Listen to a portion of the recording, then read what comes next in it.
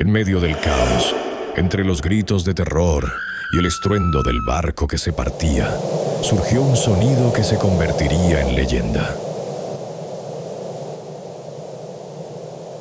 Amigos de la penumbra, bienvenidos a Gritos del Ayer.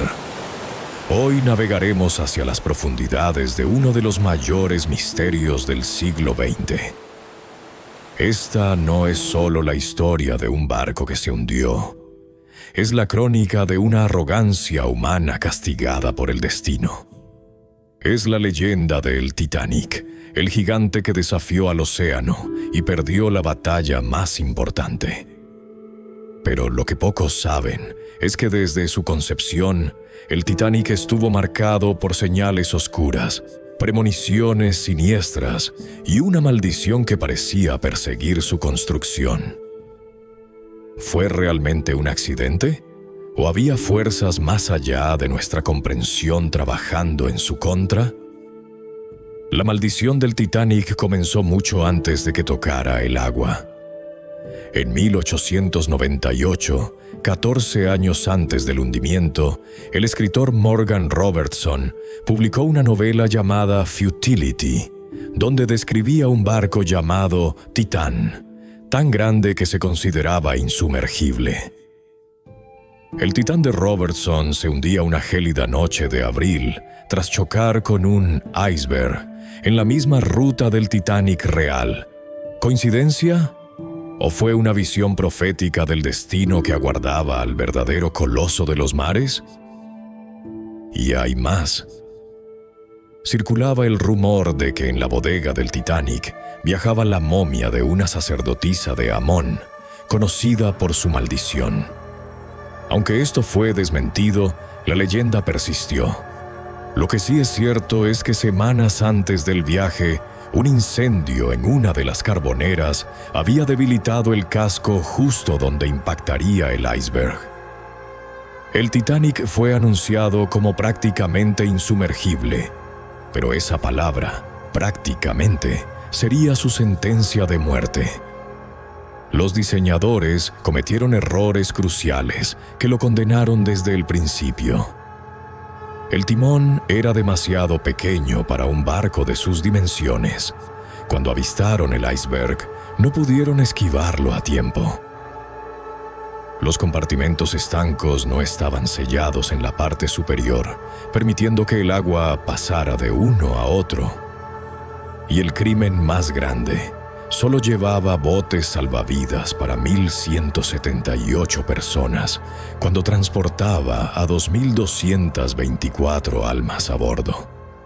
La arrogancia de creerlo insumergible condenó a cientos a una muerte segura. El 14 de abril de 1912, el Titanic recibió 6 advertencias explícitas sobre campos de hielo en su ruta. La última, del barco Californian, fue cortada abruptamente por el operador de radio del Titanic. «¡Cállate, cállate! Estás interfiriendo con mi señal». A las 23:40, el vigía Frederick Fleet avistó el iceberg, pero sin prismáticos, que habían perdido en Southampton, no pudo verlo antes. La orden de «todo a estribor» llegó demasiado tarde. El timón defectuoso no respondió lo suficientemente rápido. El iceberg desgarró el casco a lo largo de 100 metros. El diseñador del barco, Thomas Andrews, hizo los cálculos. El Titanic se hundiría en menos de 2 horas. Lo que siguió fue un caos de heroísmo y cobardía que quedaría grabado en la historia. Entre los pasajeros circulaban historias extrañas. La medium stewardess Violet Jessop, que sobreviviría también al hundimiento del Britannic, reportó fenómenos paranormales durante el viaje. Otros hablaban de sueños premonitorios. El hombre más rico a bordo, John Jacob Astor IV, viajaba con su esposa embarazada de 5 meses. Él murió, ella sobrevivió. Su cuerpo fue encontrado con $2,500 en efectivo y un reloj de oro, que se había detenido a las 2:20, la hora exacta del hundimiento. Benjamin Guggenheim, al darse cuenta de que no sobreviviría, se vistió con su mejor traje de etiqueta y declaró: «Estamos vestidos con nuestra mejor ropa y estamos preparados para hundirnos como caballeros». Pero mientras Astor, Guggenheim y Strauss enfrentaban su destino, otro grupo de hombres, de origen más humilde, escribía con música la página más heroica de la tragedia. En medio del caos, entre los gritos de terror y el estruendo del barco que se partía, surgió un sonido que se convertiría en leyenda. La música no era el alegre ragtime que habían tocado para animar a los pasajeros durante el viaje. Era una melodía solemne, un requiem de despedida entonado por 8 hombres que supieron que su destino estaba sellado. Wallace Hartley, el director de la orquesta, reunió a sus 7 compañeros. Algunos testimonios los ubican primero en el salón de primera clase, intentando mantener la calma. Pero cuando la realidad se volvió innegable, subieron a la cubierta exterior, a la misma intemperie que condenaba a los pasajeros. Con el agua helada ascendiendo, con el barco escorándose de manera terrorífica, ellos siguieron tocando. ¿Qué tocaban exactamente?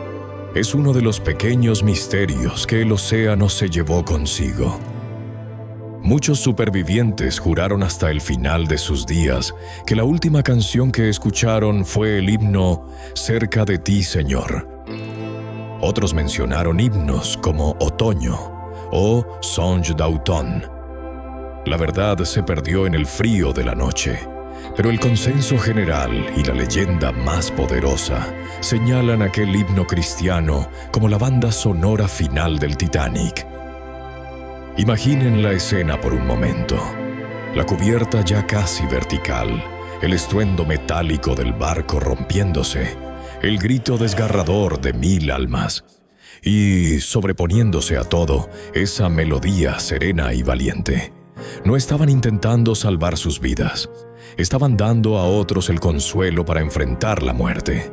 Su música fue un faro de humanidad en la oscuridad más absoluta. Los 8 miembros de la banda perecieron esa noche. El cuerpo de Wallace Hartley fue uno de los pocos recuperados. La leyenda cuenta que fue encontrado con su estuche de violín atado al cuerpo. Su funeral en Inglaterra congregó a miles de personas. Se habían convertido en el símbolo máximo del deber y la elegancia hasta el último suspiro. Pero incluso en este acto de heroísmo surge una pregunta fantasmal.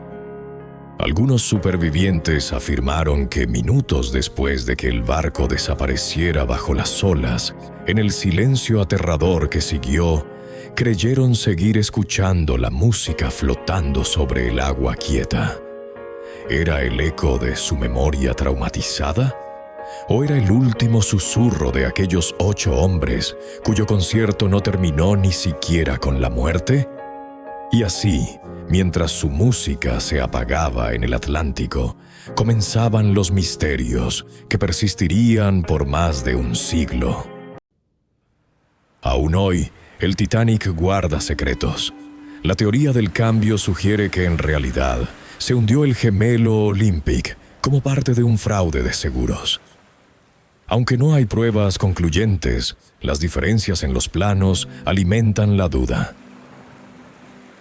El SS Californian estuvo a solo 10 a 20 millas de distancia, pero su capitán no respondió a las señales de auxilio. ¿Por qué? Nunca lo sabremos con certeza.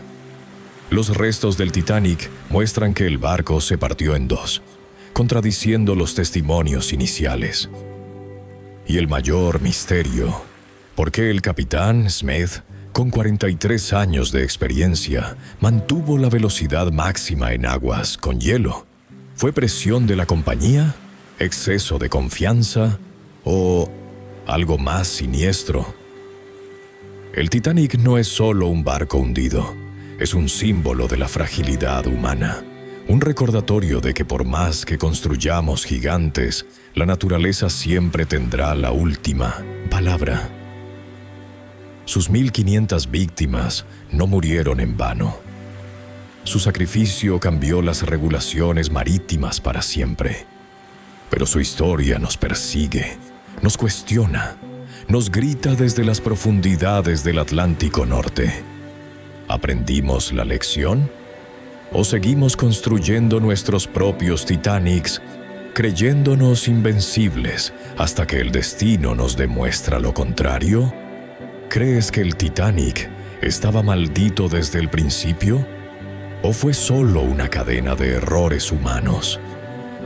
Suscríbete a Gritos del Ayer y déjanos tu teoría en los comentarios. ¿El pasado nos habla? ¿Estamos escuchando